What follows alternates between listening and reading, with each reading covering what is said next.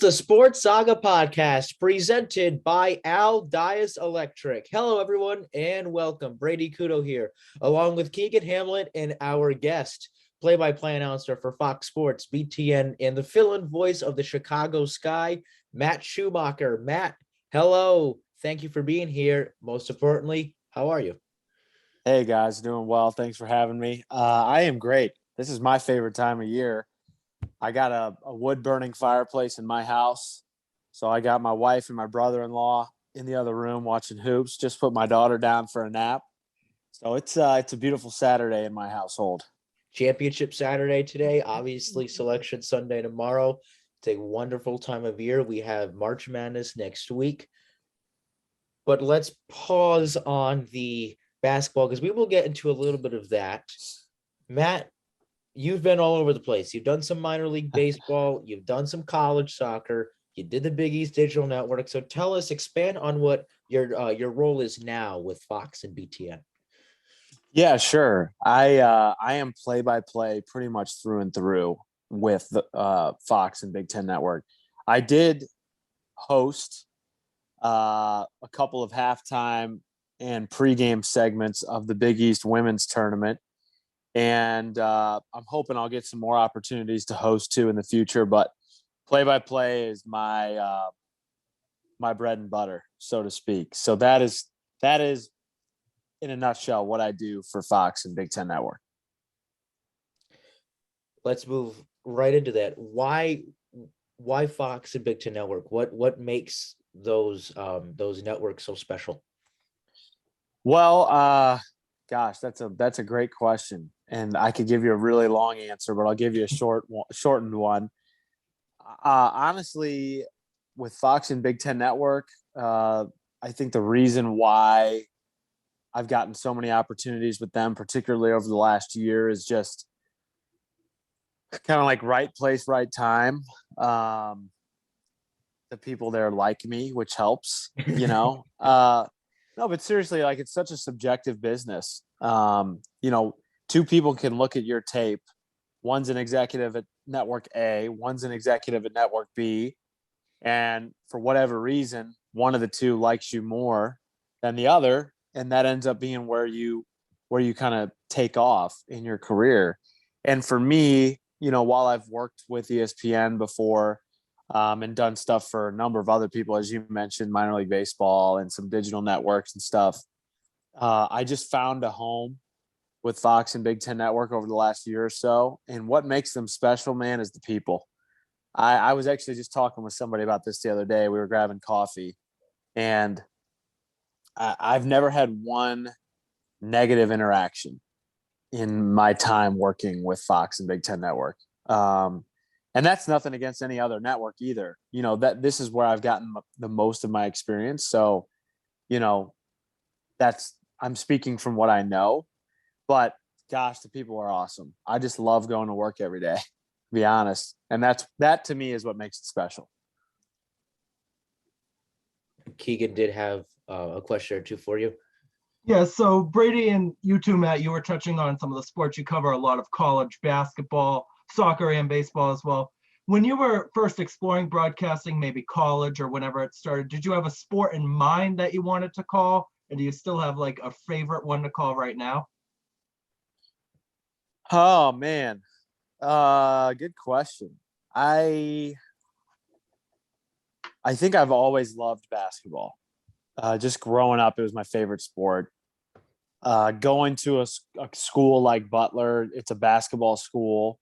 So that kind of just enriched my passion for college hoops in particular even more.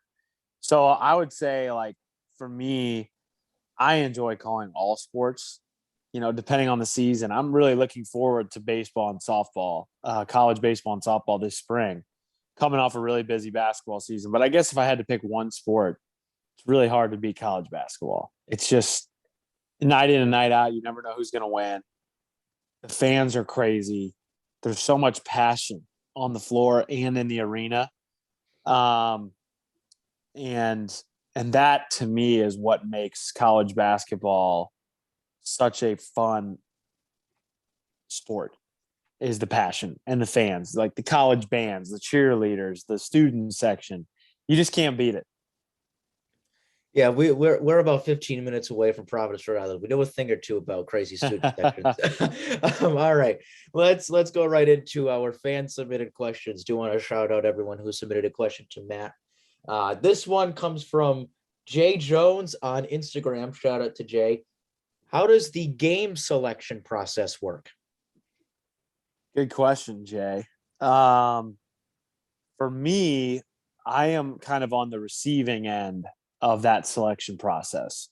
So that sort of happens on the production side. You know, my bosses will get the TV, we'll get the conference schedule. Let's just talk about conference basketball. For example, Big Ten. They'll get the conference schedule, and then they kind of go through, and Big Ten Network will sit down, and ESPN will sit down, and Fox will sit down, and they'll kind of go through CBS too. And from what I know, from what I've heard, there's kind of almost like a draft process amongst the networks for games. And they kind of pick, okay, we want this game on this Saturday, that game on that Saturday. And so then after all of that, each network kind of has an idea then of what games they're going to have on TV and when. And then from there, they start to staff the games or crew them with production teams and their broadcasters. And so somewhere along the line, I get emailed and say, hey, are you available for these 4 games or these 6 games or these 2 games? Hey, a game popped up. It's going to be televised now. Can you do it? So that's kind of how it works for me. And from what I know, at least in college football, I know there's kind of a draft process on the production side. I would imagine college basketball too, but I don't know for sure. That's interesting. It's a draft. I thought it was just randomly assigned. Not necessarily the rugged, but like when a network gets a game and then they disperse it. That's interesting. It's more of a draft process. Yeah, that's just what I've heard, Yeah. Brady. Like, you know, all these conferences try to do the best they can by their schools to receive the most TV profit possible. And a good way to do that is to have a bidding war every year, which is what happens when you've got a conference like the Big Ten, for example, where they have college basketball on ESPN, Fox, CBS, and Big Ten Network all throughout the season. You know, you look at the Big Ten semifinals or the tournament, that's on CBS. Yeah. You know, CBS paid a lot of money for that. And that money goes right back into the conference, and then the schools get a chunk as well. Semifinals are on right now. I know They are. Indiana and Iowa are in a close one. All right, this one comes from Nate Wood on Instagram. Shout out to Nate. The 3 of us will answer this question. Your NBA Finals matchup, winner, and how many games the series will go. Matt, go first. I'm picking a rematch of last year. Bucks, Suns winning 6. Keegan. Ooh. I had the Bucks over the Grizzlies in 6. Oh, I like that pick, Keegan. I have not heard anyone pick the Grizzlies. I appreciate that. They've been on fire. Yeah, they have. Yeah, they have. Completely different direction than you two. Bulls, Warriors in 7. Are you a Chicago Bulls fan? I am not. Brady? I am a Celtics fan. The little NBA I do watch. It You're is a the Celtics Celtics. guy. I'm a Celtics fan through and through, but I just something about the Bulls this year. I don't know. And Well, I can see the Boston sports influence in the background for Keegan. Yeah. He's got every flag represented. There's a lot of Red Sox in this room. I will say that there's a lot of Red Sox in this room. All right, this one comes from Dave Roderick on Facebook. Shout out to Dave. What is your halftime routine? Yeah, I guess it depends on the sport. And so let's take college basketball, for example. It kind of depends. If we have studio support, meaning there's guys in studio who are going to come on live when there's a break in the game, then we get a long halftime break. You know, of the 15 minutes between the first and second half, we probably get 11 or 12 to kind of do whatever we want. So usually I'll hit the restroom, grab a water, talk to some people that I know if I'm in an arena where I know people.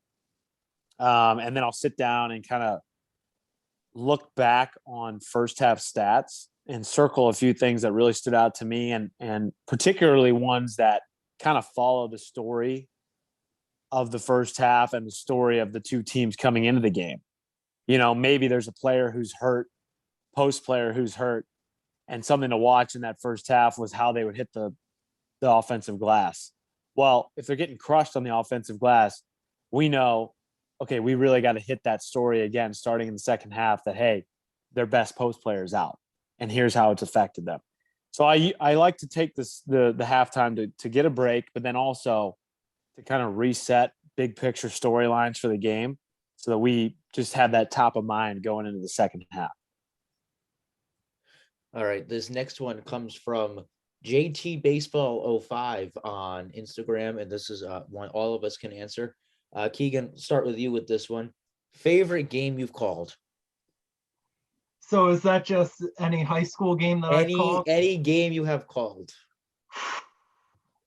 Can I list two? That's a one tough for different. one. Like, can I list our level? Like, can I list two? One for different sports? Sure, Keegan. Okay. We'll let you break the rules. No. But no, if I had to pick one, it's probably the Somerset Berkeley soccer shootout win over Billerica. It was the opening round of the tournament in 2021. It went to a 7-round shootout. The Somerset Berkeley goalkeeper, he got hurt in midway through the second half, and they had the backup guy come in for about 3 minutes, and he made a really good save. And then he was getting the whole student section cheering. And that game was crazy from the start because you had people everywhere posting on Instagram saying, come show the soccer team the love that they show the football team. Yeah. And I think they said they sold over 200 tickets for that game. It was insane. Wow. Penalty shootouts in soccer are so good. Those are the best. So good. Brady, what's your favorite? My favorite game I've called, I'm going to go 2021. Yeah, we're in Southeastern Massachusetts. So we had a South Coast Conference tournament, volleyball, round 1. It's Keegan and I call this game remotely. It's the Joseph Case High School Cardinals taking on the Fairhaven High School Blue Devils. Went to 5 sets. Case was up. Now, Case has been a dominant volleyball school for a very, very long time. So they controlled the first couple sets, and then Fairhaven stormed back in the 3rd and 4th. And then in the 5th set, it was so even throughout, and Case ended up winning. And even though there was a limited capacity of people, everyone, rallied around you. You could feel, even in a remote setting and very little people there, you could feel the hype around this game and how big it was. So that was very special to call. And the fact, again, even the fact that it was a playoff game as well, it was really, really special. That's fun, man. For me, this is a hard question. I'm going to just go like in the last year. Right. I would have to say Xavier UConn men's basketball in February, both teams top 25. It was actually the only top 25 game in the country being played that night. And so there was just a lot of hype for it. Two like gritty Big East teams. Yeah. And it was a tight game the whole way. Xavier pulled it off, their first top 25 win in the conference, and it was sold out. So it was, like you guys are talking about, the energy. That is why we love sports, right? Like just the energy being there. Even if you're not there, Brady, like you were talking about, you could feel the energy while calling it remotely. Absolutely. That to me is what makes sports so fun. Who did you call that game with? Because I'm trying to remember back. Nick Baugh. It was Nick Baugh. All right. He's shout out to Nick Baugh. He's phenomenal. He's awesome. Yeah. He is. Now, actually, I just thought of a question stemming into that. Did you call any games remotely over? Oh yeah. How was that? Yeah. It was hard in the beginning because I had really not done it very much. And then over the course of the last year, even though we're kind of, like people are back in stadiums and stuff like that, we've still done a substantial amount of games remotely. I would say probably 60-40 I've been on site this college basketball season. That's just a total rough guess. It could be less or more, but that's kind of just thinking back on it roughly. I feel like that's a fair assessment. And I feel like I got much better at it over the course of the year, learning how to bring that energy when you're not in the arena, which I think is difficult. And also I think you have to call it a little bit different too, because you don't see everything that you would see when you're on the floor. And for me, a number of times my analyst was not in the same room as me. For example, Nick Ba and I called a number of games where he was at home, I was in studio, and the game was being played somewhere else. And so there's a little bit of a delay between me and him, and between what we see and when we see it.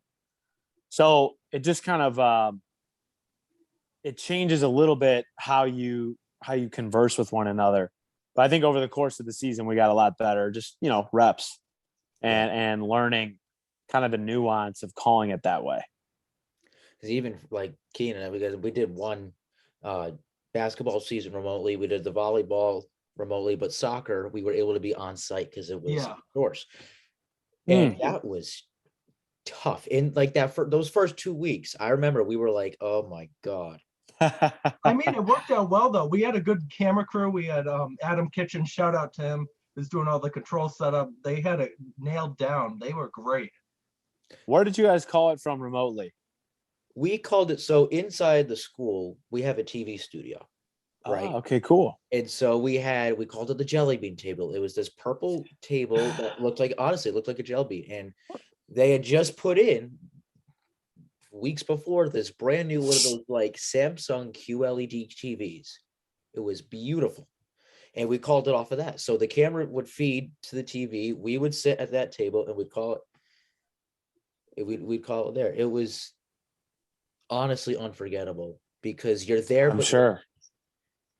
So then even you're talking about the delays. Unfortunately, it's so noticeable. So at times, especially when the start, I from our experience from this, I would tell myself, all right, they're on a delay. My dad and whoever I was with would be like, why are they on a delay? I was like, because they're not there. It's we just got to get used to it. And that was obviously tough, but I think even Fox and ESPN, all these networks handled it so well. Yes, agreed. I'm blown away, honestly. Like, I mean, of course, there's always some hiccups here and there. A feed gets dropped, somebody loses internet connection. There's a delay. But even in spite of all that, man, there were sports on TV when we couldn't be there. And then over time, it's evolved and the technology's gotten better just even in a year. Yeah. To where now I think we'll have a significant amount of remote broadcasts forever. Even when, the pandemic is totally over and, there's no states have any restrictions. I still think we'll have remote games because the networks are realizing like they can produce pretty high quality TV and save a lot of money while doing it. But yeah, it's been really wild just to see how it all works and how I can be in North Carolina, my partner can be in Omaha, Nebraska, and the games in Washington, D.C., and somehow it's on the air and we're talking with, I mean, it blows your mind. Yeah. All right, we're going to go right into another question. This one comes from Ben Duquette on Instagram. Shout out to Ben. Matt, go to you first. Your broadcasting inspiration. Oh, man. I have a lot. Yeah. A lot of people have inspired me, influenced me, impacted me, helped me. I mean, I guess like from the very beginning, Stuart Scott and Scott Van Pelt. Just as a kid, I vividly remember watching them over and over and over on SportsCenter reruns. I'd watch them 3 times in a row, and it'd be the same highlights, the same script, but they were just so entertaining to watch. They, I would say, influenced me at a young age in the sense that watching them, I kind of always had a desire to do what they did. So I'm going to go with those 2 guys. Keegan? I like Mike Gorman. Like, I didn't start broadcasting, I don't think the way you did, Brady, but it was like 3 weeks before my first game. Tyler was texting her. There was a post on Facebook saying, hey, do you want to come do this or whatever? And I wasn't thinking about broadcasting at any point before that, but even before that, just listening to Mike Gorman on TV. He's been doing it for over 40 plus years, I think, for the Celtics. He's great. He knows his stuff. Yeah. And another thing I find interesting is we all take different paths. Like, you get 3 weeks before Thanksgiving Day football game, an ad happens to go out, and now Keegan's, knock on wood, going to go to college for sports broadcasting. That's awesome. Matt Schumacher started out listening to Scott Van Pelt and Stuart Scott. For me, it was turning on the TV at 7:00 every night and watching Don Orsillo and Jerry Remy broadcast the Boston Red Sox. And then from that, it stemmed to Gus Johnson and Doc Emmerich and all these different people.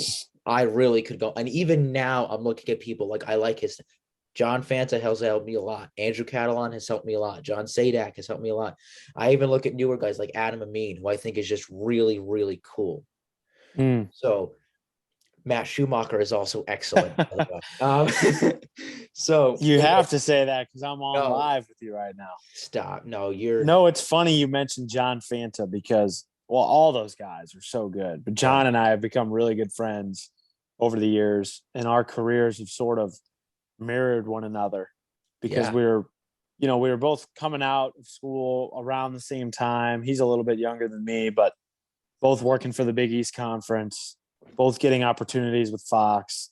And it's been so fun to watch his career grow as I am growing in this business too. So he's a dear friend of mine. And then how good is Gus Johnson?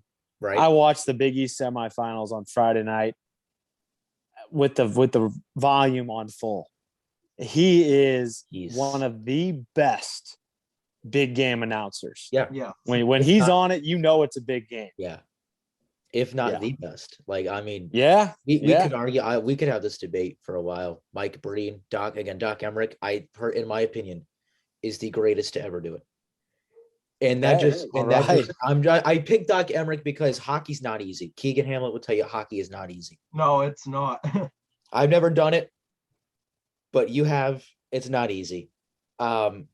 He, again, for so long, I mean, again, we could just debate about this, but he's excellent. I mean, they're all excellent. John Fanta will be here April 3rd, by the way. All right, Johnny. John's here April 3rd. All right. This one comes from Joanne Ventura on Facebook. Villanova, Creighton. Who wins tonight, Matt? I got to go with Villanova. I know that's not the most exciting pick, but golly, they are good, man. They are so good, and they do not waver. I mean, we saw it against St. John's in the quarterfinal. They're down 17 in the second half. Yep. Climb all the way back in like a span of 5 minutes. Against UConn, brutal game, physical, back and forth. Crowd is nuts. At what point in that game did you see anybody on Villanova look like they couldn't handle the moment? Nobody. I mean, they're just so good. And I think if Ryan Nemhard was available, I might go with Creighton. And that's nothing against Creighton, man. They've had a heck of a year. I mean, 5 new starters. They were, until Nemhard got hurt, they were playing 3 freshmen, 22 minutes a game or more. Only high major team in the country doing that. And they're headed to the NCAA tournament. They're going to be a really fun team to watch, but I'm picking Nova. Keegan? I'm going Villanova, but I think it's going to be close because we saw at the UConn game last night, that was a 3-point game. Creighton blew out Providence last night. I think Villanova's going to win, but I think it's going to be within 2 possessions again. I would love that. Yeah. No, I'm with you guys. I'm picking Nova. We've seen Jay Wright most of the time doesn't fail in the Big East tournament. Last year's a different story, but Creighton's made the final. I believe it's now 2 years in a row because it was Creighton last year. So again, Nemhard, even last night, I mean, it's still obviously a very ugly game for Providence, but I still think Nemhard's presence not being there, it still affected the game a little bit. But I mean, and they've said this before, in Jay Wright, we trust, I suppose. So I'm going with Villanova as well. I think they're going to wrap up either, probably, I say most likely a 3 seed in the NCAA tournament. And speaking of the NCAA tournament, our final question will come from Corey Alex 723 on Instagram. According to Mike DeCourcy's latest bracket, which he has the 1 seeds as Auburn, Baylor, Arizona, and Gonzaga. That might change because Auburn's out of the SEC tournament. We will see. Which projected 1 seed will be eliminated first? Oh. Oh, man. Baylor, Gonzaga, Arizona, Auburn. I'm going to say Arizona. Arizona gets eliminated before any of those. I think a lot of people might say Auburn because they've shown some vulnerabilities here over the last couple of weeks. Yeah. But I think that can be a good thing going into a tournament. You know, like you get bounced from your conference tournament, you get a little extra time to get ready, fix a few things, lock back in mentally. I think Auburn will be ready to go. I'm just total guess picking Arizona. Go ahead, Oh, Keegan. Yeah, I had Arizona too, along with Matt, because you'll agree with me, Brady, and Matt, we'll find this out in 2 seconds. I like the experienced teams in the March Madness tournament. The teams that have been there, proved it, gone all the way to Final Four, wherever the case may be. I like those teams that are going to keep that consistency going. I thought about Auburn too, but I just can't see Arizona going as far as the other 3. I disagree with you both. All right, here we go. Make it interesting. I think Gonzaga will be the first 1 seed eliminated. And when do you think that'll happen? I know it's hard to say. Honestly, this honestly depends on what bracket they fall in, because we get Gonzaga Duke. I like Duke. We get Gonzaga, especially Gonzaga Kentucky. I like Kentucky. Gonzaga Kansas. Oh, I don't know. That one's up for debate. But I realistically see Gonzaga going out at about the Sweet 16. Again, it does depend on what bracket they're placed in. If they're placed in the same bracket as Loyola Chicago, forget about it. They're done in the second round. Okay, I'm just saying, as long as Sister Jean is alive, Loyola Chicago will make a run in the NCAA tournament. Look at you picking all these Chicago teams. You got the Bulls in the finals. You got Loyola Chicago. I don't know. Honestly, I don't know. I'm not like a Cubs or a White Sox fan. I'm not, if I watch a WNBA game, I'm rooting for the Connecticut Sun. Like that's about it. But honestly, like Loyola Chicago, or if they run into a Wyoming, who has been really good, and nobody expecting them to be good, there's going to be, I think, some magical Cinderella team who might beat Gonzaga.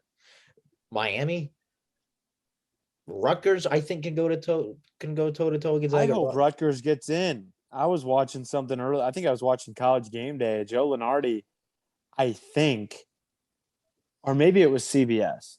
I don't know. One of the networks had Rutgers as first 4 out. Oh, so I just, they've had so many quad 1 wins. Yeah, they've had a couple bad losses, but their loss to Iowa in the tournament's not bad. So no. I don't know. I think they deserve to be in the tournament. I hope they make it. Them and Indiana, I think definitely both deserve to be in. Rutgers maybe in first 4, because I really don't see. I'm sorry, I don't see Xavier getting in. I know. I don't see it either. I like Xavier. I really do. I enjoy watching Jack Nunji play basketball.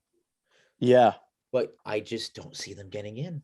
Losing to Butler, I know that was a bad loss. It was. It's a shame because they were a lock a month ago. I mean, lock. 100%. Top 30 net. And everybody was counting Rutgers out. Mm-hmm. Rutgers lost to like Lafayette or something in December. And it was like, there is no way.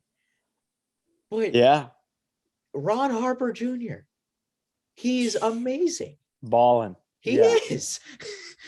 Rutgers got hot at the right time. I'm rooting for Rutgers. I'm rooting for obviously Providence. I'm gonna root for whoever is against UConn in the NCAA tournament.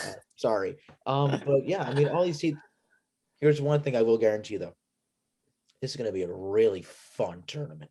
Like we thought Yes. last year was fun. This might be even more fun. I was gonna say funner, but that's not a word. Not I yet. agree. I think it's All going to be a right. great tournament. No, it is 100%. Now you're in Indianapolis. There's going to be some games played in Indianapolis. Will we see Matt Schumacher there? Well, if you see me, I'll be in the stands. I went last year, actually. I had a friend invited me to the national championship game. So that was really fun. Nice. Didn't end up being a great game, but it was cool to see Indianapolis put on the bubble. It was cool to see tournament games at Hinkle Fieldhouse, you know. And then also it was really cool to see Baylor in person. I mean, they were dominant. And so I went to those games last year. I'll probably try to go this year.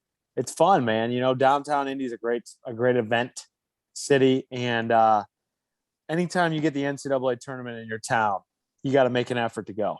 2025 is when it comes That's back right. to Providence. I thought it was next year, and I read it, and it's not next year. I was very upset. 2025. It's back. Will in that be at the Providence. Dunk? At the Dunk, and then next year it's actually there's going to be a regional in Boston at the Garden. So, oh, beautiful. Yeah, right. So again, Matt, thank you for so much for joining us. Again, today's episode is sponsored by Al Dias Electric. Shout out to Al. Al Dias is a residential and commercial electrician who specializes in generators and in-ground pool wiring. You could call him for a free estimate at 508-889-4265, serving southeastern Massachusetts and Rhode Island. For Keegan Hamlet, Matt Schumacher, I'm Brady Kudo. Thank you for watching or listening. Please like, subscribe, leave us your feedback, and find us on Instagram, Twitter, and Facebook.